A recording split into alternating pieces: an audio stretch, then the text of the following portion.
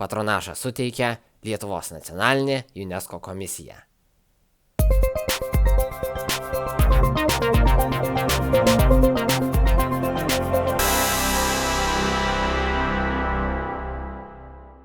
Sveiki, labai trūksta saulės, trumpos dienos tamsu, ima snaudulys nors tu ką. Ar jums irgi? Atėjo žiemos metas. Žiemos miego jau miega ežiai, gyvatės, nuo spalio snaudžia laimingi lokiai. Tačiau turbūt ne vienas esame girdėję tokius žodžius. Nėra laiko švaistyti miegui. Arba išsimiegosi, kai pasensi. Napoleonas dar sakydavo 6 valandos vyrams, 7 moterims, 8 idiotams. Tuo tarpu Albertas Einšteinas vidutiniškai snausdavo net 11 valandų. Kaip jau supratote, šiandien mokslo riba apie miegą. Laikas tai didžiulis turtas, esminis išteklis mūsų tikslams gyvenime pasiekti. Ir reikia pripažinti, mes pramiegame net trečdalį viso savo gyvenimo. Kas keisčiausia, mokslininkai miegą tyrinėja dešimtmečius. Ir iki šiol jiems miegas tebėra paslaptis. Williamas Charlesas Dementas daugiau nei 50 metų tyrinėjęs miegą, Stanfordo universitete įkūręs miego tyrimų centrą ir vadinamas miego medicinos tėvu, yra pasakęs, kiek man yra žinoma, vienintelė priežastis, dėl ko mes miegame, yra ta, kad mes pradedame jaustis mieguisti. Profesorius gal kiek ir pajokavo, tačiau iš tiesų, kodėl mes snaudžiame, mokslininkai paaiškinti negali. Nė viena iš gausybės teorijų, kurios vertina tokias miego funkcijas, kaip atminties išsaugojimą, pažeistų ląstelių atstatymą, imuniteto stiprinimą, net ekologinės ir biologinės pusiausvyros palaikymą, neduoda pilno vaizdo, o kai kurios teorijos net viena kitai prieštarauja. Šios sudėtingos teiginių sistemos dažniausiai yra pagrindžiamos eksperimentiniais faktais. Pavyzdžiui, mokslininkai yra įrodę, kad miegas mums padeda prisiminti, kas yra svarbu ir pamiršti, kas ne. Kiekvieną akimirką iš mūsų akių, ausų, odos ir kitų sensorių smegenys pasiekia gausybę signalų. Mokslo ribos logotipas, džiaugsmingas vedėjas, foninė muzikėlė ir kas tik nori. Kadangi trumpalaikė atmintis nėra begalinė, tą didžiulį kiekį informacijos reikia kažkur padėti. Koks mechanizmas naudojamas, kad mūsų smegenys įvertintų, kuri informacija yra reikšminga ir svarbi, mokslininkai bando išsiaiškinti. Tačiau darosi neįtikėtinai nuostabu, kad kai mes miegame, mūsų galvoje vyksta įspūdingi procesai. Ir nesąmoningai yra nusprendžiama, kas yra verta nukeliauti į ilgalaikę atmintį. Ir kiekvienam tai yra individualu. Vieni iš mūsų šiąnakt galingai įsimins šią informaciją. Kitiems ji, kaip sakoma, pro vieną ausį įėjusi, pro kitą išeis. Tikriausiai būtų labai sunku surasti žmogų, kuris niekada nėra nieko sapnavęs, nes miegą tyrinėjančių mokslininkų teigimu sapnuojame visi. Kiekvieną naktį daugiau mažiau apie 1 valandą. Kas galėtų pagalvoti? Mes sapnuojame kiekvieną naktį ir dėja daugiau nei 90% savo sapnų visai neatsimename arba nenorime atsiminti. Visgi daugeliu iš mūsų tai suteikia nepaprasto gyvenimo akimirkų, išlaisvina iš tikrovės gniaužtų ir leidžia pasinerti į neįtikėtinų fantazijų pasaulį. O kartais sapnai būna tokie realūs, kad net kyla klausimas, kaip smegenys gali sukurti tokią įspūdingą grafiką, personažus, siužetą. Iš kur tokie pajėgumai ir kokia prasmė smegenims taip dirbti ir eikvoti maisto medžiagas, energiją, kad sugeneruoti tą nepaprastą pasaulį. Seniausiuose Indijos šventraščiuose rašoma, kad sapnai tai mūsų sielos kelionė po šalia esantį paralelinį pasaulį, galimybė aplankyti norimus žemės kampelius ar net kitas mūsų visatoje esančias planetas. Nieko savo. Moksliniai sapnų tyrimai didžiulis iššūkis. Sapnai nesileidžia kontroliuojami, jų neišeina suplanuoti ir pakartoti. Taip pat dar tik pradedamos kurti tokios technologijos, kurios leis stebėti, nufilmuoti tai, ką mato sapnuojantis. Dažniausiai eksperimentams naudojamos paprastos priemonės – sapnų dienoraščiai ir anketos. Arba laboratoriniai tyrimai, kai savanoriai miega ir vidury nakties prisėlinęs mokslininkas pažadina ir klausinėja.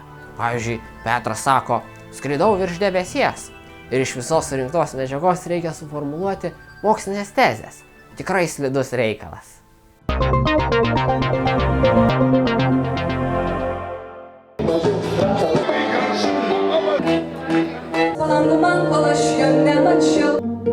Visos filmavimo paslaugos ir ne tik www.tavofilmas.lt. Mokslas tai ateitis, mes čia dalis, junkis. Ar mokslas įdomus? Taip!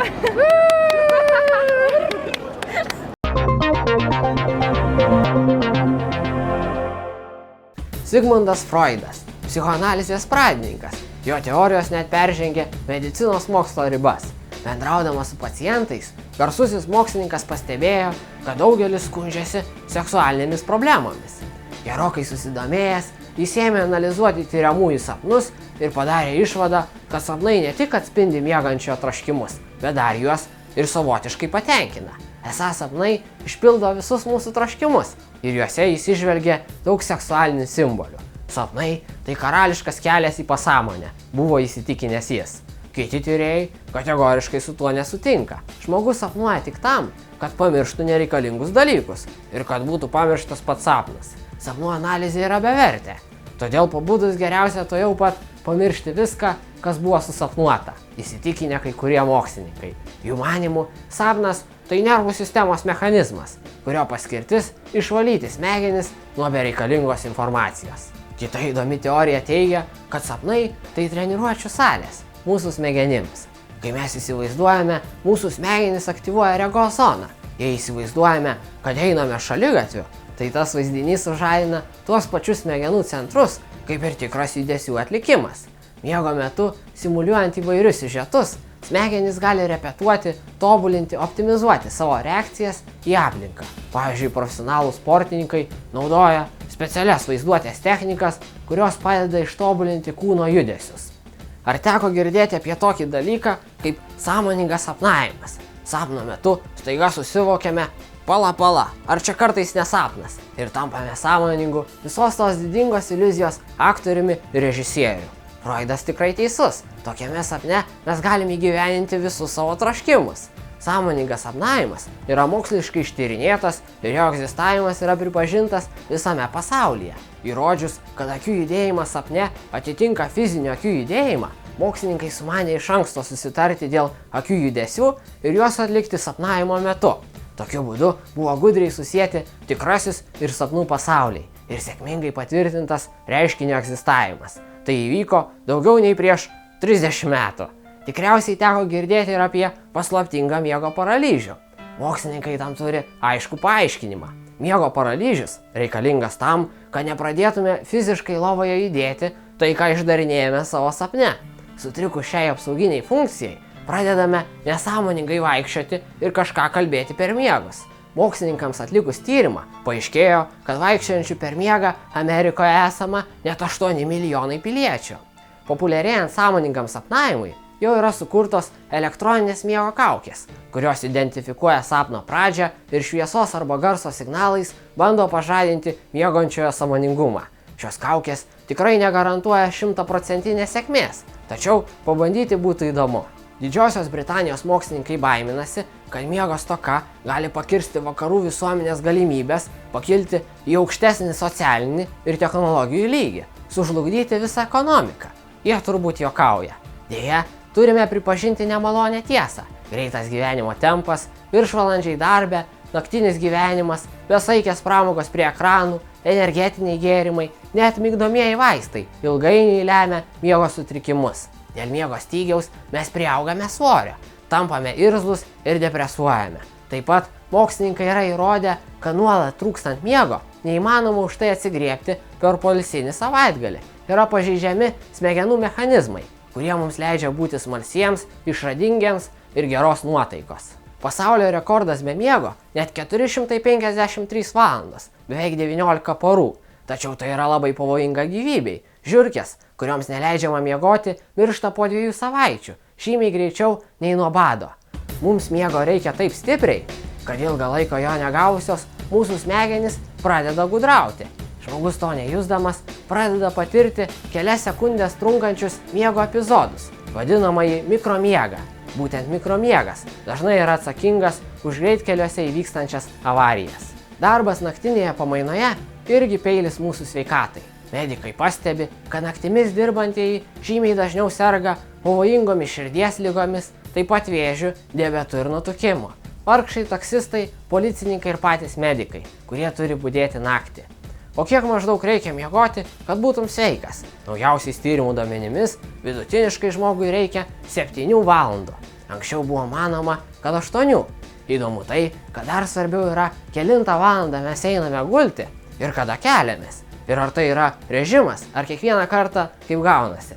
Specialistai rekomenduoja eiti miegoti visada tuo pačiu laiku ir stengtis atsikelti anksti ryte. Aišku, turime įsiklausyti į savo organizmą. Kiekvienas šioje visatoje esame unikalus. Pasidalinkime įspūdžiais iš sąmoningo sapnavimo ir padiskutuokime www.mokslosriuba.lt ir neužmirškime pasidalinti Mokslo sriuba su geriausiais draugais. Susitiksime už 2 savaičių šeštadienį. Iki!